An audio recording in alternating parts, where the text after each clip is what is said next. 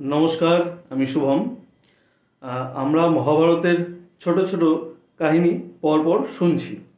তো আমরা এতদূর শুনেছি যে শান্তনুর যে এবং গঙ্গার যে সন্তান, সেই সন্তান জন্ম হওয়ার পরে শান্তনু যখন জিজ্ঞেস করলেন যে তুমি সন্তানদের গঙ্গায় ভাসিয়ে দিচ্ছ কেন জলে, তখন গঙ্গা সেই পুত্র অর্থাৎ দেবব্রতকে সেখানে রেখে তিনি চলে গেলেন এবং একটা কাহিনী বললেন।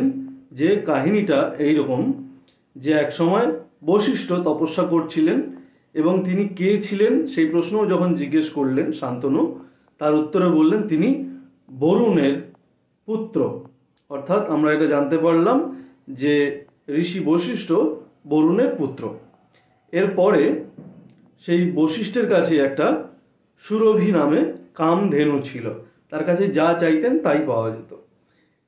তো একদিন এই অষ্টবসু তাদের যে স্ত্রী তাদেরকে নিয়ে ঘুরতে গেছেন বনে, এবং তখন তাদের ওই কামধেনুটা ভালো লেগেছে এবং অষ্টবসুর মধ্যে সবচেয়ে ছোট যে বসু ছিলেন, বসুর নাম দু, দয় জফলা দীর্ঘ জফলা।